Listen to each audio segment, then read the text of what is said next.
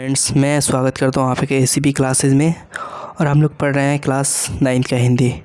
तो क्लास 9 का हिंदी का ये तीसरा वीडियो है। इसमें आपका 2 पार्ट जो है वो समाप्त हो जाएगा। तो आइए हम लोग शुरू करते हैं। पिछले वीडियो में मैंने बता दिया कि तो हिमांशु जो था वो अपने देश में जाकर यहाँ के जो भारत के नालंदा विश्वविद्यालय का ज्ञान था वो कैसे लोगों में प्रचार कर रहा था, कैसे लोगों में बांट रहा था। अब उसके आगे ये समझते हैं कि और आगे क्या होता है। नालंदा के विद्वानों में विदेशों में जाकर ज्ञान का प्रसार किया और जो नालंदा में मतलब कि जो लोग आए थे बाहर देशों से वो यहाँ का ज्ञान प्राप्त किए और उसके बाद वो गए अपने देशों में और उस ज्ञान को क्या किया, उन्होंने प्रचार किया। पहले तो तिब्बत के प्रसिद्ध सम्राट त्सोंग छंगम्पो, नाम क्या था, त्सोंग छंगम्पो ने अपने देश में भारतीय लिपि और ज्ञान का प्रचार करने में बैठकर के लिए यहाँ के विद्वान थोन्मी संभोट को नालंदा भेजा, जिससे आचार्य देववीर सिंह के चरणों में बैठकर बौद्ध और ब्राह्मण साहित्य की शिक्षा प्राप्त की। जो तिब्बत के सम्राट थे जिनका नाम क्या था, त्सोंग छंगम्पो, वह अपने भारतीय लिपि का ज्ञान प्रसार करने के लिए अपने देश में, यानी कि उनका जो देश तिब्बत था वो भारत की जो लिपि होती है भारतीय लिपि, उसका ज्ञान प्राप्त करने के लिए किसको भेजा, विद्वान थोन्मी संभोट को नालंदा भेजा। और वहाँ से वो थोन्मी संभोट जो था आचार्य देववीर सिंह के नेतृत्व में बैठकर बौद्ध और ब्राह्मण साहित्य के क्या किया, शिक्षा प्राप्त किया। और शिक्षा प्राप्त करने के बाद पुनः वो अपने देश लौट गया। इसके बाद 8वीं सदी में नालंदा के कुलपति आचार्य शांति रक्षित तिब्बती सम्राट के आमंत्रण पर उसे देश में गए। देखिए, जो 8वीं सदी था उस समय क्या था, जो 8वीं सदी था, नालंदा के जो कुलपति जिनका नाम क्या था, शांति रक्षित, तिब्बत सम्राट के आमंत्रण पर उस देश में गए। मतलब कि तिब्बत के जो सम्राट थे उनको आमंत्रण दिया कि आप यहाँ पर आइए और नालंदा विश्वविद्यालय की जो शिक्षा है उसको यहाँ पर प्रसार करने का कुछ आग्रह कीजिए, यहाँ पर कुछ बताइए। तो नालंदा के तंत्र विद्या के प्रमुख आचार्य कमलशील भी तिब्बत गए थे। नालंदा के विद्वानों ने तिब्बती भाषा सीख कर, देखिए अब यहाँ पर नालंदा की जो तंत्र विद्या के प्रमुख आचार्य थे जिनका नाम क्या था, कमलशील भी तिब्बत गए। उनके साथ साथ जो शांति रक्षित थे उनके साथ साथ कमलशील भी तिब्बत गए। और नालंदा के विद्वानों ने तिब्बती भाषा सीखकर बौद्ध ग्रंथों और संस्कृत साहित्यों का तिब्बती में अनुवाद किया। और जो नालंदा की शिक्षा हम लोग की थी वहाँ पर उनको बताया गया। और नालंदा की शिक्षा बताने के बाद जो तिब्बत के विद्वान थे उसको क्या किए, अपने बौद्ध धर्म में अपने भाषा में उसको परिवर्तित किया, अनुवाद किया और तिब्बती भाषा में प्रयोग करके वो तिब्बत को बताया कि नालंदा विश्वविद्यालय का हमारा पढ़ाई जो ऐसा होता था, वहाँ के ज्ञान ऐसे हैं, वहाँ के विद्यार्थी ऐसे रहते हैं, उनको इस चीज़ों की शिक्षा दी जाती है। उसको तिब्बती भाषा में अनुवाद करके पूरे देश में बताया गया, तिब्बत में। इस प्रकार उन्होंने तिब्बत देश को एक साहित्य प्रदान किया और फिर शनै वहाँ के निवासियों को बौद्ध धर्म में दीक्षित किया।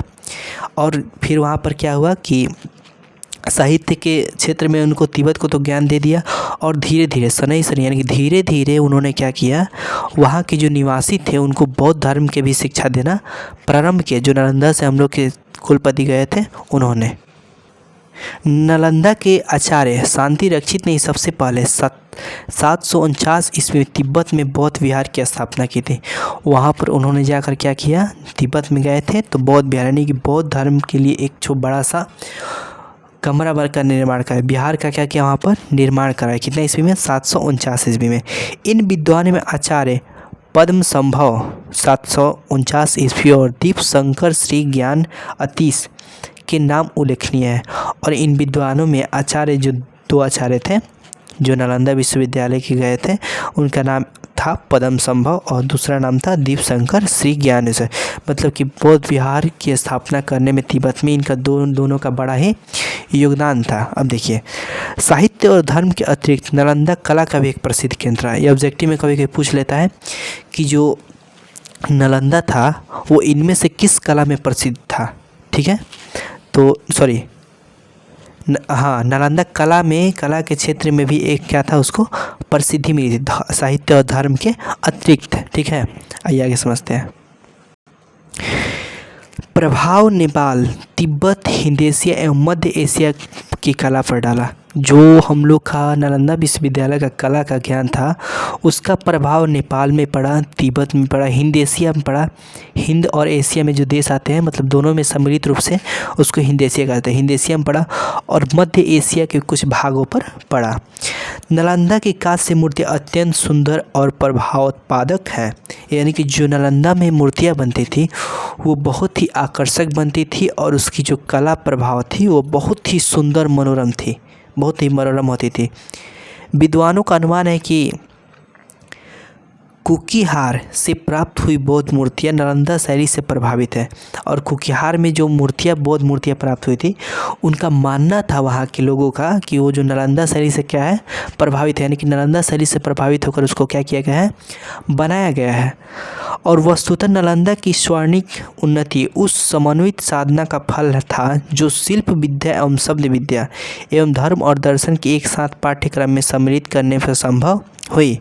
और जो नालंदा की सर्वगुण उन्नति थी, यानी कि उसका उन्नति हुआ, जो विकास हुआ, जो पढ़ाई के क्षेत्र में, शिक्षा के क्षेत्र में, उस समन्वित साधन किसका था, शिल्प विद्या, शब्द विद्या और धर्म दर्शन के अन्य पाठ्यक्रम को सम्मिलित करके 5 विषय को जो बनाया गया था, उसी से नालंदा जो था हम लोग का बहुत ही आगे बढ़ा। हमारी अभिलाषा होनी चाहिए कि भूतकाल के इस संबंध से शिक्षालय और कला, शिल्प, साहित्य, धर्म, दर्शन का ज्ञान एक बड़ा केंद्र नालंदा में हम पुनः स्थापित कर सकें। और इससे मतलब कि उन सभी से प्रेरित होकर हमको क्या करना चाहिए कि भूतकाल में जो घटनाएं घटी हैं उससे शिक्षालय और कला, शिल्प, साहित्य और धर्म, दर्शन और ज्ञान का एक बड़ा केंद्र स्थापित करें पुनः नालंदा में। तो ये पाठ यहाँ से समाप्त हुआ और यहाँ से हम लोग को ये सीखने को मिला कि हमारा जो प्राचीन काल का नालंदा विश्वविद्यालय था वो शिक्षा का एक मंदिर था। उसमें तरह तरह के विषयों को पढ़ाया जाता था। वहाँ के कुलपति जो थे वो बहुत ही मेहनत करते थे और मेहनत करने के बाद जो वहाँ से विद्यार्थी निकलते थे वो बहुत ही सर्वगुण संपन्न थे। हर चीज़ में उनको क्या किया जाता है, सर्वगुण संपन्न बनाया जाता था।